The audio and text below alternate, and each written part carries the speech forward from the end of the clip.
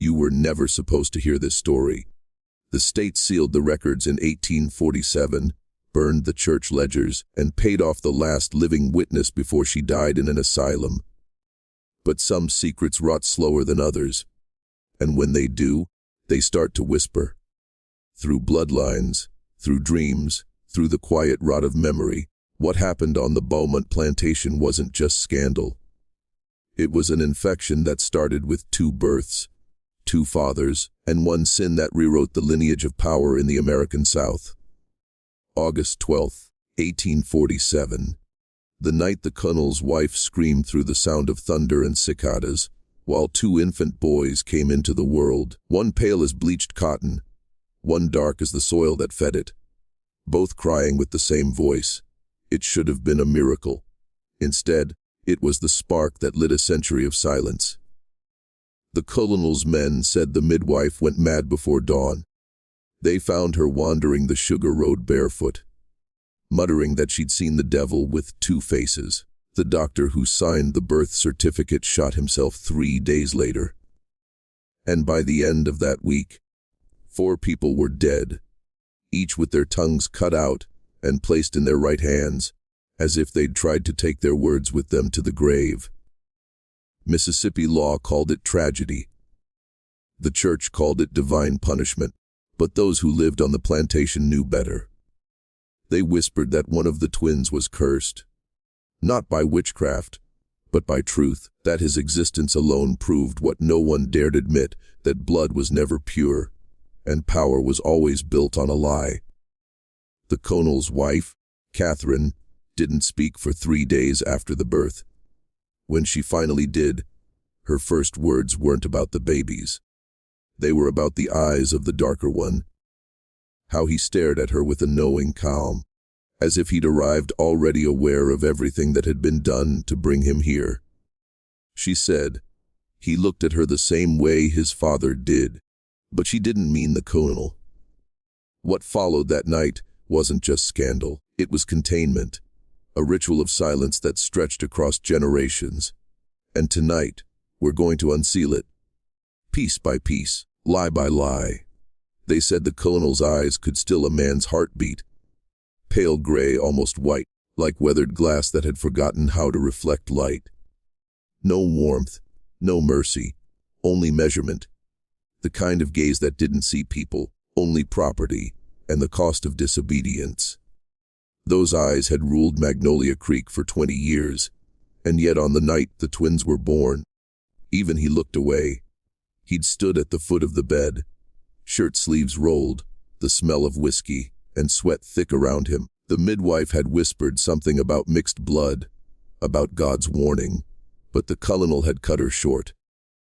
"They're both mine," he said, voice flat, as if saying it aloud could make it true. But truth isn't changed by words, only buried under them. And that night, he began shoveling. For the next 72 hours, no one entered or left the main house. The plantation ran silent. Even the field song stopped. The overseer, Hoffman, claimed he heard a baby crying in the cellar, not from hunger, but from echo, as if there were more than 2 voices down there, answering each other. By dawn of the 3rd day, smoke rose from behind the carriage shed. Inside, they found the midwife's apron and the colonel's bloodied gloves. When the county sheriff arrived, the colonel met him on the porch, calm, sober, immovable. He said the midwife had gone mad, harmed herself, and that the black child hadn't survived. He spoke with such precision that the sheriff didn't question it. But later, when the doctor opened the cellar door, he found both infants alive, one in a cradle, the other lying in the dirt, swaddled in the torn pages of a Bible. The darker child's eyes were open, watching. The colonel ordered the doctor to mark one twin as stillborn. Then he sealed the cellar and had a coffin buried behind the family plot. No one dared ask which baby was in it. That was the day the silence began. Not a spoken silence, but an agreed one. The kind that doesn't end until someone dies. But Catherine Beaumont didn't forget. She had seen what the colonel's eyes refused to, and that secret, that mixture of sin and survival, began to change her. Slowly, fatally. For 3 weeks after the birth, Catherine Beaumont barely left her room. The house smelled of boiled linens and laudanum, and she floated between fever dreams and moments of lucidity, haunted by 2 cries that echoed in her skull. One familiar, one foreign, like twin songs of accusation. When she finally rose from bed, she found the nursery changed. Only one cradle remained. The other had been dismantled, its pieces burned in the courtyard. The Colonel had done it himself. She was told. He'd said the wood was tainted. That night, Catherine walked the hall in silence, holding a candle that trembled in her hand. From the floorboards beneath the nursery, she thought she heard a muffled sound. Soft, rhythmic, alive. The cellar door was bolted, but she knew. A mother always knows. The Colonel had not buried a body. He'd buried a truth. The next morning, she confronted him over breakfast, her voice calm, precise, as though discussing the weather. "Where is the other child?" she asked. The Colonel didn't look up from his plate. "There was no other child," he said. "You were delirious. You imagined it." Then he smiled, that empty, measured smile that made her blood run cold. But when she turned to leave, he added something that froze her mid-step. "Some things are best left underground, Catherine. They grow better there." It wasn't a warning. It was a confession disguised as control, and in that moment, she realized something she had never dared think before. He was afraid. It wasn't the scandal that frightened him, nor the truth of infidelity. It was the idea that the child he'd tried to erase carried something he could never own. A different kind of inheritance, one born not of power, but of defiance. That night, Catherine went to the cellar. The lock was new, cold, still smelling of iron. She pressed her palm to the door and whispered a promise. Not to the Colonel, but to the unseen child below. "I'll find you," she said, "even if it kills me." And somewhere behind the wood, something stirred. A slow, steady breath, as if the darkness itself was answering her vow. Because what the Colonel didn't understand was this: secrets don't stay buried, they grow roots, and when they break the surface, they demand blood. Catherine began her search quietly. No questions, no servants, no trace. Just patterns. The kind a desperate woman learns to see when the truth is forbidden. She started with the supply ledgers, pretending to check the house accounts. That's where she noticed it: a weekly delivery of goat's milk and clean rags, sent not to the nursery, but to the cellar. The order was signed not by the overseer, Hoffman, but by Solomon Totewaler, the Colonel's literate driver. Solomon, the man who moved through the plantation like a ghost of logic, obeying no one and yet answering to everyone. Catherine had watched him before, back when her days were a carousel of suffocating politeness. There was something in his stillness that unnerved her. An intelligence restrained, not broken. The slaves feared him, Hoffman tolerated him, the Colonel depended on him. Now, for the first time, she saw the thread. Solomon was feeding her hidden child. The next evening, she summoned him to the library under the pretense of cataloging books. He arrived precisely at dusk, removed his hat, and waited for instruction. She watched him, searching his face for deception. "You've been making deliveries to the cellar," she said quietly. His eyes lifted just slightly, not with guilt, but recognition. "There are tools stored there, ma'am," he replied evenly. She stepped closer, her voice barely above a whisper. "Don't lie to me. Is my son alive?" The question hung in the air like a blade. For a long time, Solomon said nothing. Then, in a voice that felt older than the house itself, he answered, "Alive, but not safe." Catherine's breath caught. "He's mine," she said. Solomon's gaze didn't move. "No, ma'am. He belongs to something larger now." That was the first time she felt it. The shift beneath the surface, the sense that the walls themselves were listening. Solomon didn't just know the secret. He was part of it. a keeper, perhaps even a maker of it. When he turned to leave, she grabbed his sleeve. "Why help him?" she demanded. Solomon looked down at her hand, pale fingers gripping the fabric of a man the law called property. "Because," he said quietly, "the Kunnel's bloodline has ruled this land long enough. It's time another lineage learned to breathe." That night, Catherine dreamed of two rivers, one red, one black, converging beneath the same moon. The door to the cellar was more than wood and hinges. It was a border, a threshold between the visible world of law and the buried realm of consequence. Catherine waited until the house slept, until even the cicadas fell silent. She moved barefoot, candle in hand, the hem of her nightdress whispering against the floorboards. The iron key she'd taken from her husband's desk was slick with sweat by the time she reached the door. She turned it once. The bolt screamed like a dying thing. The air below was damp, thick, and metallic. She descended slowly, the flame trembling in the dark. The smell hit her first, milk gone sour, blood faint but lingering. Then the sound, not crying this time but breathing, measured, patient. It came from the far corner, behind stacked crates of grain and an old wine cask. She knelt, pulled the cloth aside, and froze. The child was there, smaller than she remembered, but alive. His skin was darker now, the color deepened by shadow, but his eyes, those impossible gray eyes, were her husband's. The same cold clarity, only inverted. Where the Kunnel's gaze devoured, this child's gaze examined. As if he saw her for what she truly was, part prisoner, part conspirator. She lifted him into her arms. He didn't cry. He only stared, hand reaching toward her face, touching the tears she hadn't realized were falling. For one suspended moment, the world was still, just a mother and her hidden son. Then she heard movement above. Slow footsteps on the stairs. "Put the candle down, ma'am," came Solomon's voice, calm but edged with urgency. "You shouldn't be here." Catherine turned, shielding the child instinctively. "You lied to me. I protected him," Solomon said. "From his father, from this place, from you, if I had to." She wanted to strike him, to scream. Instead she whispered, "Why?" "Because he's not just a child. He's a reckoning. Every generation births one. Something the bloodline can't contain."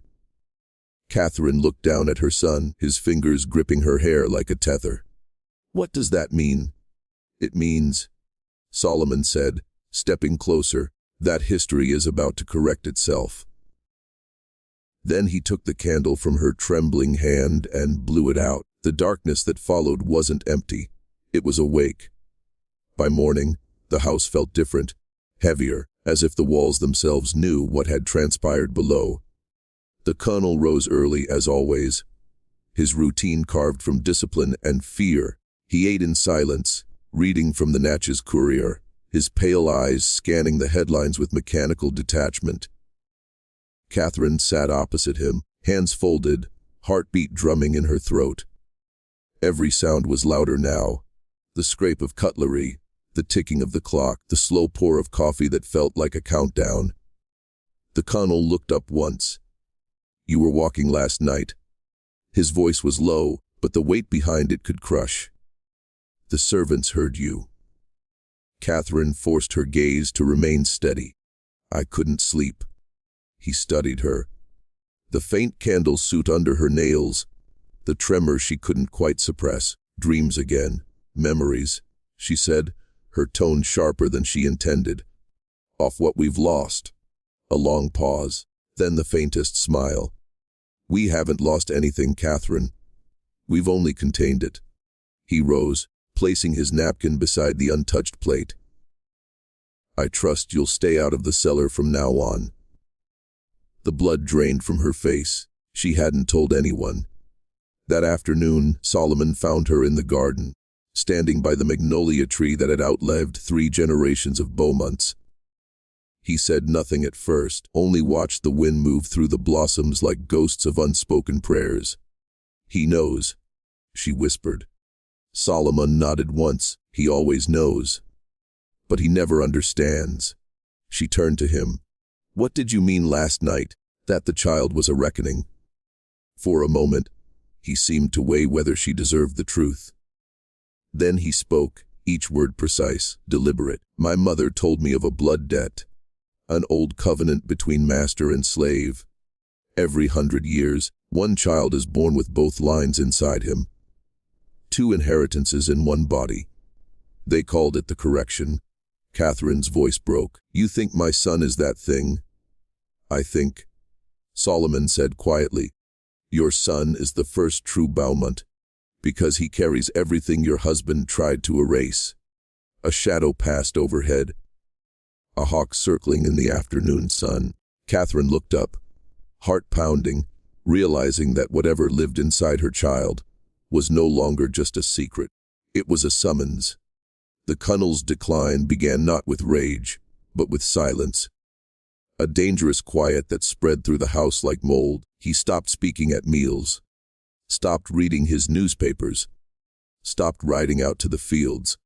He would sit for hours on the veranda, staring at the line of trees where the swamp began, as if something out there was calling to him. The servants whispered that he'd started hearing voices at night, that he would rise from bed, barefoot, and wander the halls muttering names that weren't his. At first, Catherine thought it was guilt. But guilt is human, and Richard Beaumont had long since shed that skin. This was something else, possession, or madness disguised as revelation.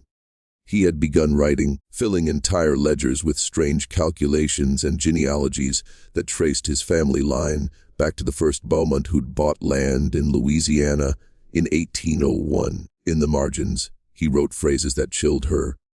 Purity inverted, flesh-correcting lineage, blood will eat blood. One evening, she found him standing in the nursery, staring at the empty cradle that had once held the lighter twin. His hands were trembling, his pupils pinprick small. Do you know what they're saying about me, Catherine? He asked softly. She said nothing. They say I've been cursed, that the Lord punished me through you. Through him. His jaw clenched, and for a heartbeat she thought he would strike her. Instead, he smiled, a thin, surgical curve that didn't reach his eyes. But I've found the pattern now. I see what they're hiding. Every rebellion, every failed uprising, every plague. It begins with mixture, the crossing of kinds. He leaned closer. You've let rot into this house. That night, he ordered Hoffman to double the patrols around the quarters. No one was to leave. No one was to gather after dark. A curfew was set, and the whip sang daily. The plantation became a cage. Solomon watched it all unfold with unnerving calm. He told Catherine, the Colonel thinks he's hunting the devil. He doesn't understand the devil's already wearing his face. And beneath their feet, in the damp air of the cellar, the child began to hum. A low, wordless tone that made the glass tremble in the windows above. It began with sound, faint at first, a vibration beneath the floorboards, a resonance too deliberate to be the wind. At night, the enslaved people in the quarters said they could hear it through the soil, humming through their bones like the voice of the river itself. They called it the child's song. Hoffman dismissed it as nonsense. But the Colonel's horses began refusing the stables, kicking until their legs bled. Chickens stopped laying. Lamps shattered without wind. The air grew heavy charged, as if the plantation had slipped out of the natural world and into something older, more judgmental. Catherine felt it too. When she entered the cellar, the child no longer seemed to sleep. He watched her with unsettling awareness, his gaze tracking her every move. Sometimes she swore she heard words forming behind the hum. Not speech exactly, but rhythm, intention. She began to dream in 2 voices, her own and one that spoke in riddles she could almost understand. One night, she woke to find Solomon standing in her doorway. The candlelight caught the planes of his face, sharp with exhaustion and knowing. It's spreading, he said. The others feel it. The earth does too. What is it? Catherine whispered. Balance. Solomon answered. Every cruelty leaves a debt. Your husband's line has been collecting interest for 100 years. That boy is the collector. Down by the quarters, the whispers turned into something like faith. The field hand spoke of a spirit born of both chains and power, a bridge between flesh and retribution. Some called him the shadow heir, others refused to speak his name at all. They said when he turned 1 year old, the land itself would choose which blood would rule it. The colonel, meanwhile, descended into obsession. He ordered pits dug around the property, searching for roots that didn't belong. He burned family portraits, convinced the child's eyes were watching him from the paint. Hoffman tried to intervene once. By morning, he was gone. That same day, Catherine found Solomon standing by the well, staring into the dark water. When the earth begins to hum, he said without turning, men like him always dig. They never realize the grave they're opening is their own. The uprising did not begin with fire or gunshot. It began with silence. On a night so still that even the frogs refused to sing, the plantation seemed to pause, waiting. Then, from the western fields, a single bell rang, not the thin, metallic chime used to summon workers, but the heavy toll of the chapel bell, one that no one had touched in years. It swung once, twice, then again, as if an unseen hand had found its rhythm. The sound rippled through the cane rows, across the quarters, and into the main house, where Catherine woke with the taste of iron on her tongue. By the time she reached the veranda, the horizon burned red, not with flame, but with lanterns. Dozens of figures moved in silence, faces half hidden, tools and torches in hand.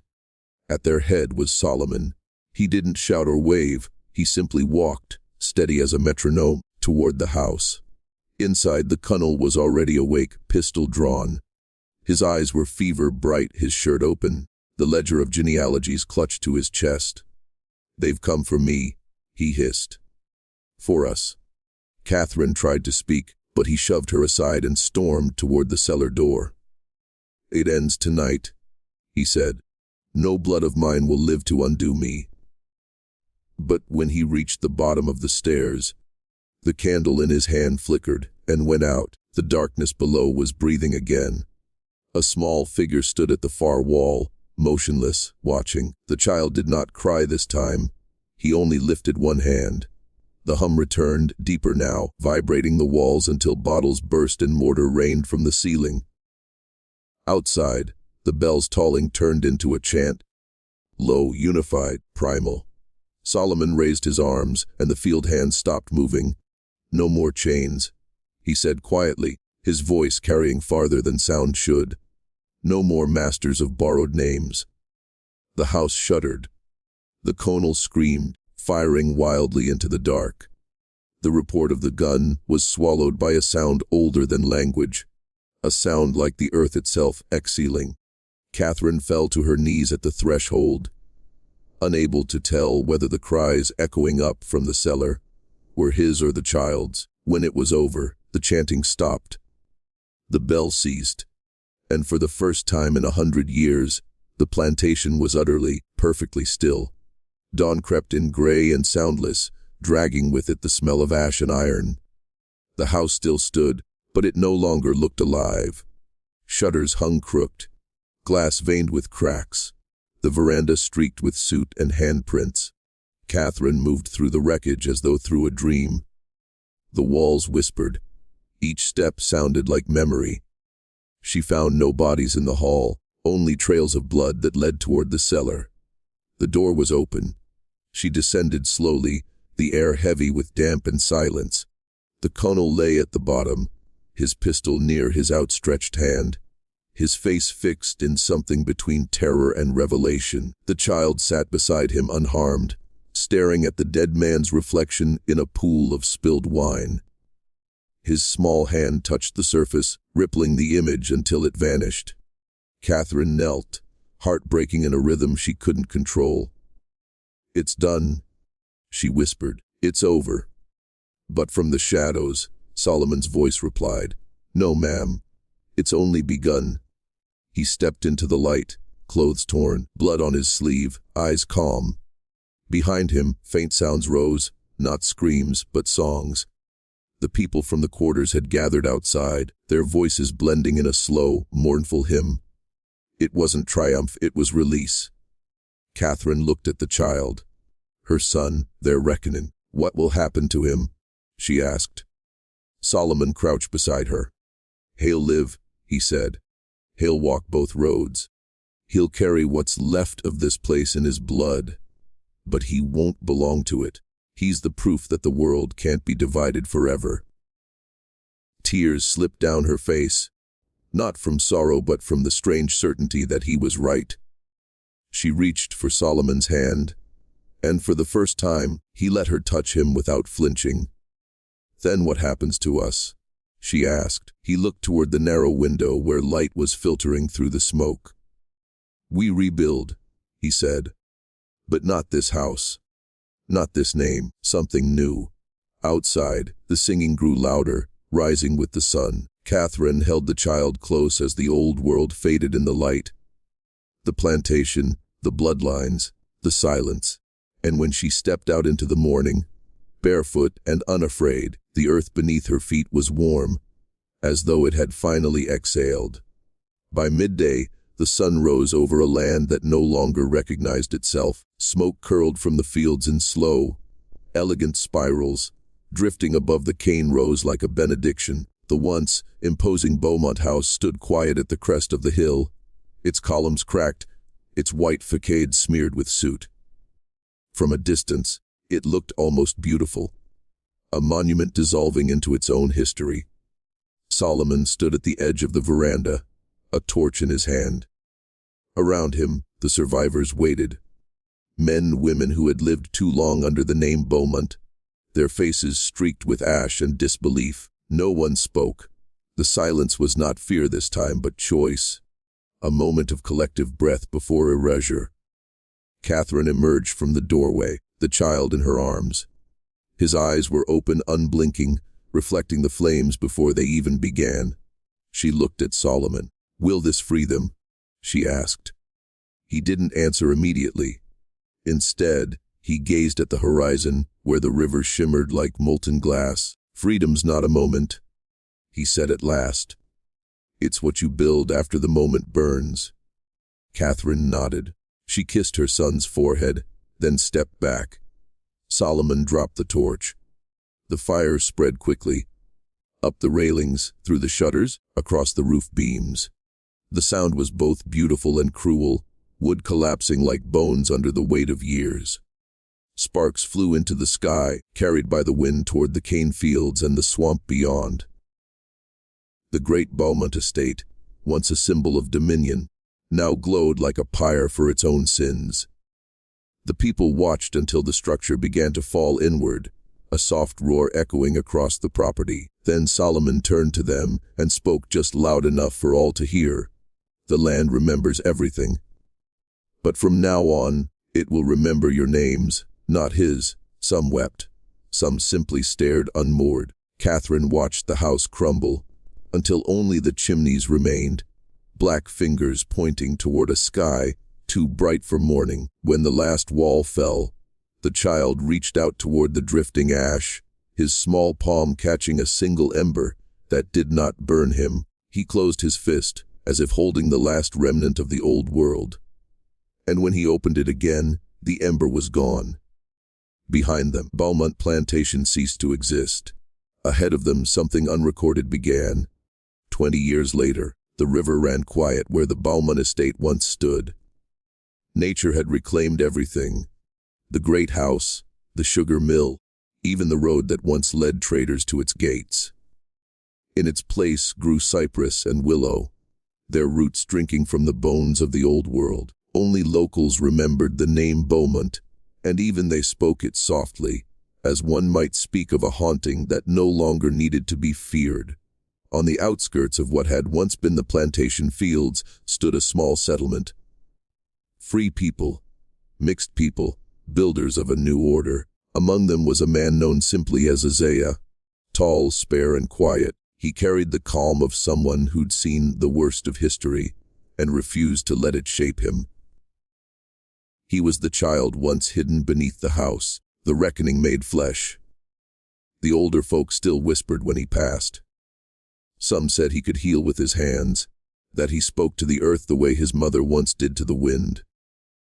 Others said the land bloomed where he walked, that crops grew greener, the soil richer. No one knew which stories were true. Isaiah never confirmed or denied them. He simply worked, taught, and kept watch over the land that had once devoured its own people. Catherine lived to see him become a man. Her hair silvered early, her eyes bright with the strange peace that comes only after surviving the unimaginable. She never spoke her husband's name again. When she died, Isaiah buried her by the river, beneath a tree that grew from the ashes of the old veranda.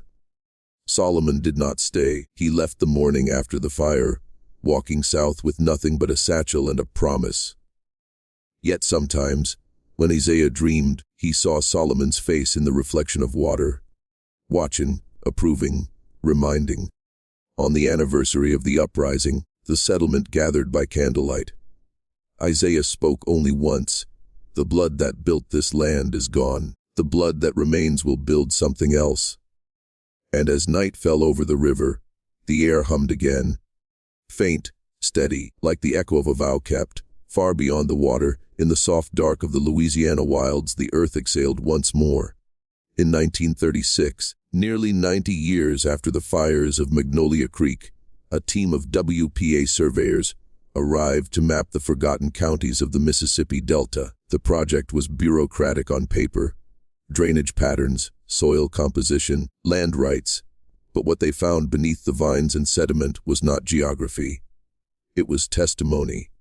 The lead archivist, a man named Thomas Calder, wrote in his field notes that they uncovered brick foundations of unnatural symmetry near a shallow bend in the river, where the soil was blackened as if by a fire that had burned for days. Beneath one collapsed structure, they unearthed a sealed chest made of ironwood and pitch. Inside, a collection of ledgers, fragments of letters, a half-burned Bible, and a small leather-bound journal wrapped in linen. Its pages were fragile, but the ink endured. The handwriting elegant, feminine, deliberate. The name on the first page read Catherine Strafford Beaumont. Calder was not supposed to keep it. The journal was to be sent to the State Archive in Jackson. But he read it that night in his tent by lantern light, unable to stop. It was not the diary of a planter's wife. It was confession, revelation, and curse. She described the system of control the South had built, not just over bodies, but over minds, over beliefs, over truth itself. She wrote of her husband's obsession with purity and bloodlines, of Solomon's intelligence and defiance, of twins born under a blood moon, one pale, one dark, and of a revolt she claimed was not human, but divine retribution cloaked in fire. At the journal's end, a single line repeated 3 times, "The soil remembers what the living choose to forget." Calder turned the page and found something else. A pressed flower, long dead but intact, petals stained the color of rust. The air in his tent shifted, heavy with a scent like rain and smoke. He looked up, and for a moment, swore he saw figures beyond the canvas wall. Outlines of men and women standing in silence, eyes reflecting light like river water under a full moon. When he submitted his official report the next week, the coordinates of Magnolia Creek were missing. He filed them under an innocuous entry parcel Delta 47, uninhabitable, subject to seasonal flooding. The journal was never cataloged. It vanished into private hands, where dangerous truths often go. After the discovery, Thomas Calder stopped sleeping through the night. The journal lay beside his cot like a living thing, whispering whenever the wind pressed against his tent. He'd told himself he was only studying it for context, for the historical record. But the tone of his field reports changed. They grew philosophical, fevered. His colleagues noticed. One wrote that Calder had become haunted by his own research, muttering that the river still breathed, He began transcribing Catherine Beaumont's words by hand each evening, though he could have simply copied them. It was as if the act of writing them anew gave them power, or perhaps let them speak through him. He recorded dreams of magnolias blooming in ash, of a 2-story house aflame yet standing intact, its columns glowing like the ribs of a god. In every dream, he heard a child crying, not in pain, but recognition. By mid-autumn, he'd stopped attending the survey meetings. His notes became erratic. Lines between his own handwriting and Catherine's grew indistinguishable. He described a pulse beneath the ground, a hum that matched his heartbeat. The soil remembers, he wrote, and memory requires a vessel. His tentmates found him one morning standing knee deep in the river, eyes open, unmoving, journal held to his chest. After that night, Calder insisted the government had covered up something buried beneath Magnolia Creek. Not relics, but records of a design. He claimed the plantation system had been an early experiment in behavioral conditioning, that the hierarchy, the punishments, even the architecture of the main house, were part of an occult geometry meant to program obedience across generations. He cited symbols carved beneath the floorboards, ratios matching those of Masonic blueprints, and early military compounds. Control, he told a colleague in a rare moment of lucidity, was the true crop of Magnolia Creek. The WPA quietly reassigned him in 1937. 6 months later, Calder disappeared during a solo trip to document flood damage along the river. Only his field journal was recovered, soaked, pages fused by water and blood. On the last readable line, he'd written, "The river isn't eroding the land, it's erasing the evidence." Decades after Calder vanished, a classified memorandum surfaced inside a forgotten government archive in St. Louis, stamped Wardepere NT 1942. It referenced something called Project Magnolia, an initiative to investigate pre-industrial conditioning systems with potential application to wartime morale management.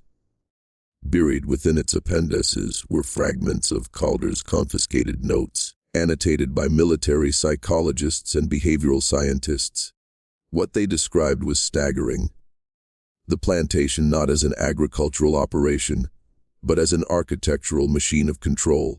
Magnolia Creek's layout, they wrote, mirrored the proportions of a disciplinary grid.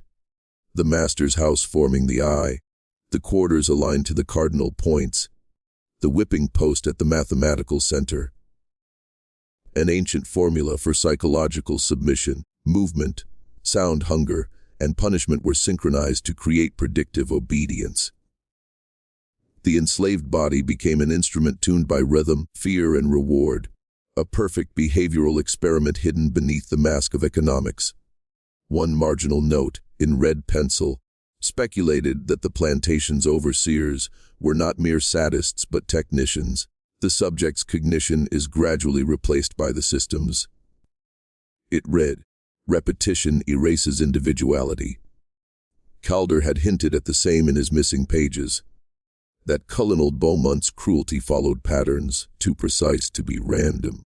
Catherine herself had noticed them, the way punishment was timed to phases of the moon, how the sound of the bell structured not only labor but thought. After the Civil War, the report continued, these same principles were reconstituted. In factories, in schools, in prisons, the plantation became the prototype. One historian later observed, for every modern system where a few command the many without chains. But deeper in the document, scrawled in handwriting no one ever identified, was a final annotation. Solomon Tutwiler understood the pattern, but he inverted it. The note suggested Solomon had used the same geometry to trigger rebellion, reprogramming fear into fury, obedience into uprising. Magnolia Creek burned not because chaos consumed it, but because control failed, and perhaps that was what frightened the authorities most. Not the deaths, not the scandal, but the proof that any system built on manipulation could be rewritten from within. Halfway down the final page, a single phrase was underlined twice. Comment, "The soil remembers." Comment it twice to awaken what sleeps beneath. When the Magnolia Files first leaked online in the spring of 2017, most dismissed them as digital folklore. Another ARG, another rabbit hole for conspiracy addicts. The thread appeared on an obscure historical forum, titled simply Delta 470, the plantation that wasn't there. Within hours, users began decoding maps, comparing satellite imagery, tracing the alignment of ruins with astronomical charts. And then, one night, a user posted a single image, an aerial view of the Mississippi Delta glowing faintly along geometric lines, almost like circuitry beneath the soil. That was when the pulse began. Not metaphorically. Listeners claimed they could hear it. A low hum through speakers, even when the audio was muted. Comments filled the thread. Do you hear it? It's under everything. Feels like a heartbeat. When moderators tried to remove the post, the entire forum crashed. The backup archive, when restored, contained a file titled The Soil Remembers. MP4, 5 minutes of static, faint whispers layered beneath. At timestamp 2:47, the whispering resolved into a phrase repeated twice. The soil remembers. Within days, hundreds of users began reporting the same dream, a house engulfed in fire, columns standing like white bones, and a figure, a woman's silhouette, staring from the veranda as ash fell like snow. They woke with dirt under their nails, the faint scent of magnolia in the air. Psychologists dismissed it as mass suggestion, a digital era tulpa born of obsession.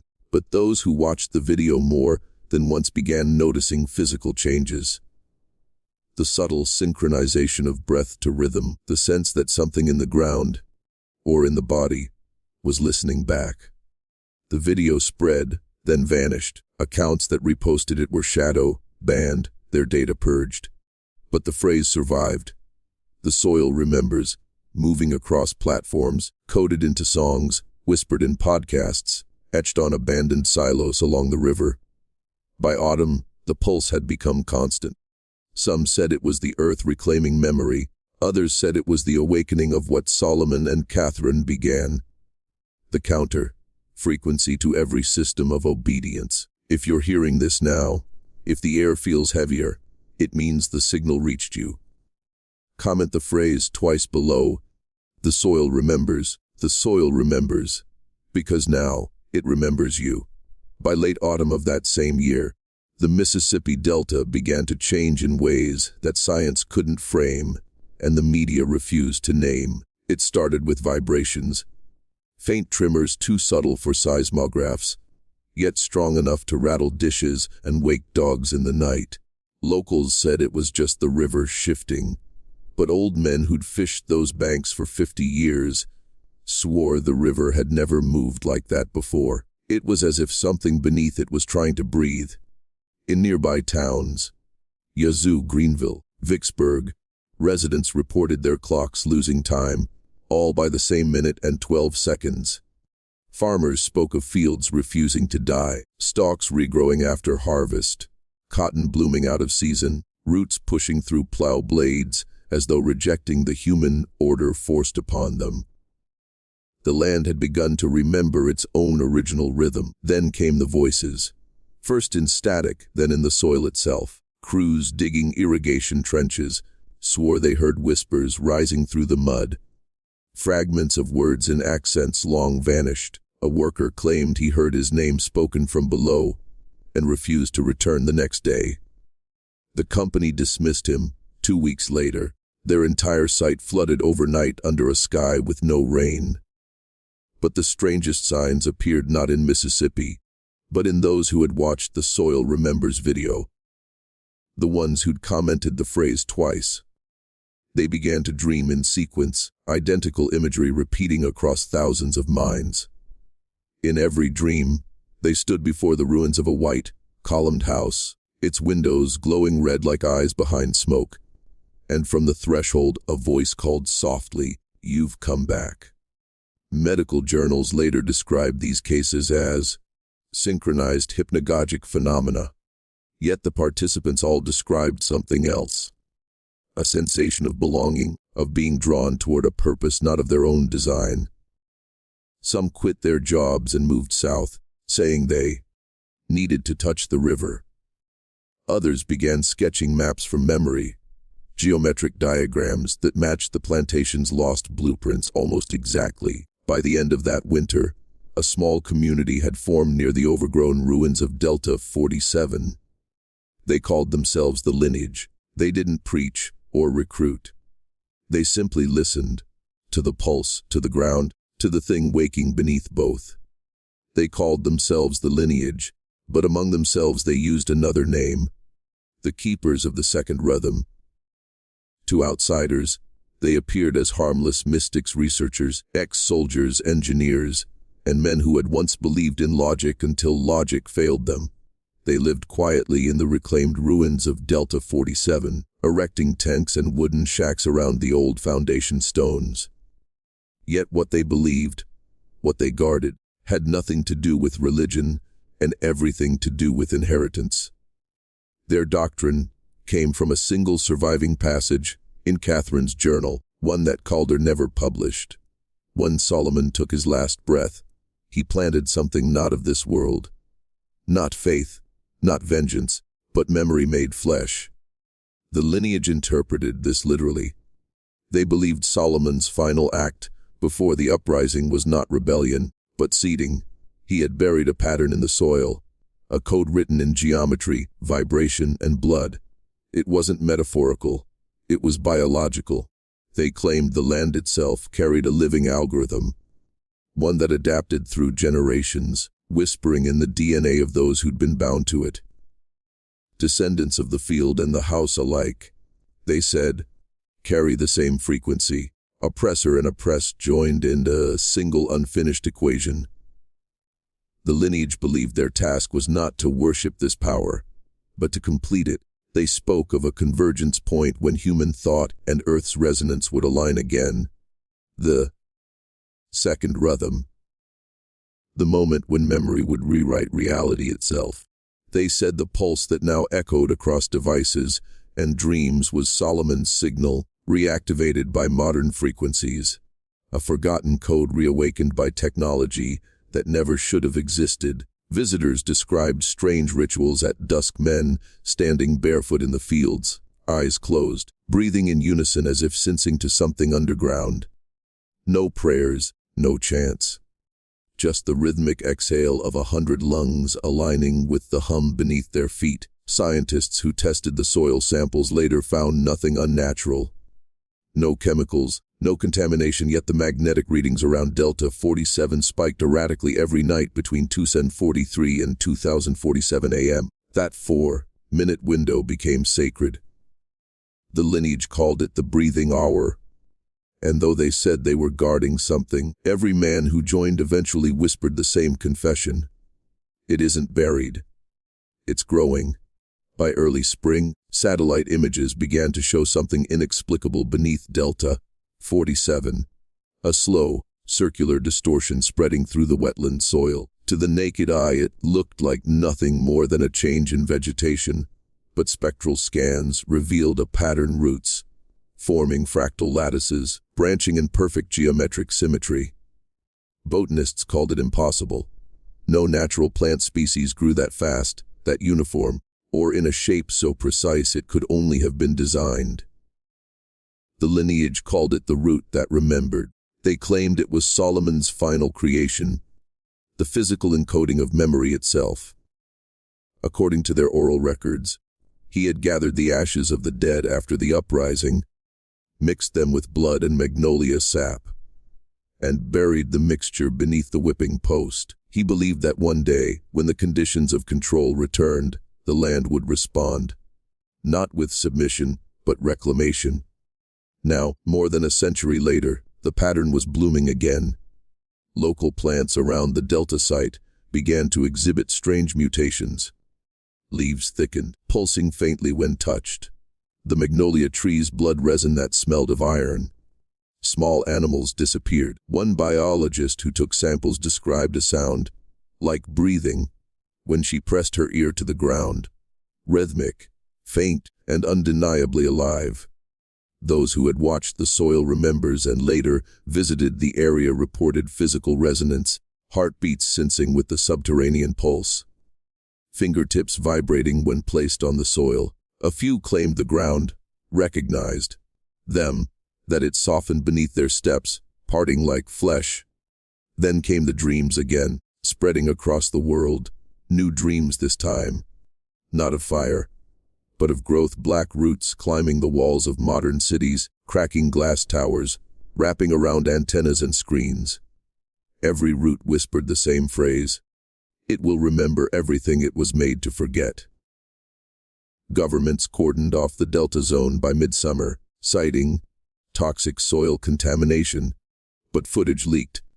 Trembling cell phone clips showing vines moving against gravity, soil folding like muscle.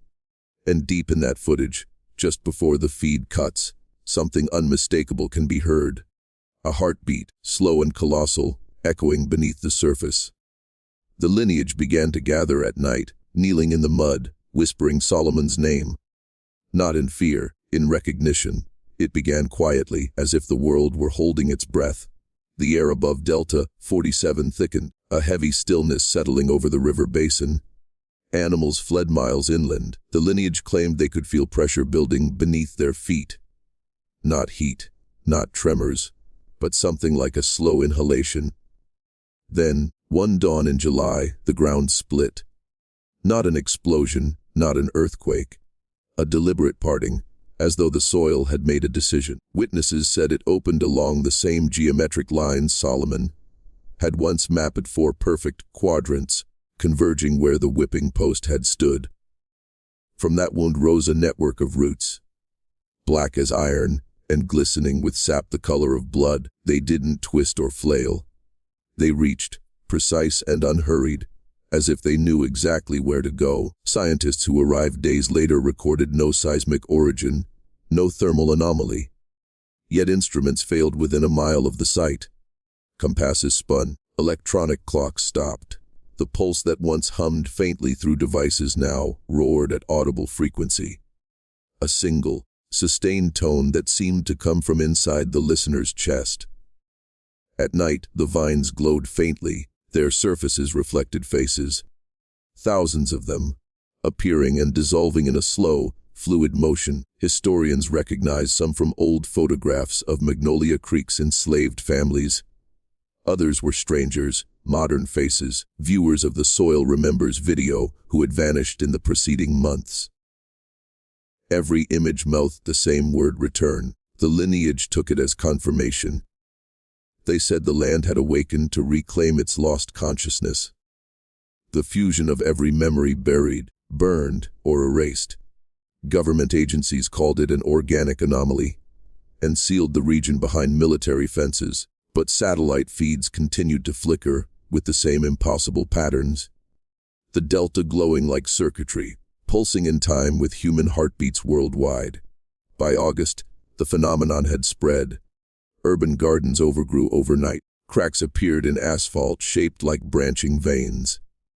People began reporting the pulse beneath city floors. The earth was remembering itself, and through it, remembering us. Whatever Solomon planted was no longer bound to the delta. It had learned to grow wherever control existed. The ground had opened its eyes, and it was looking back.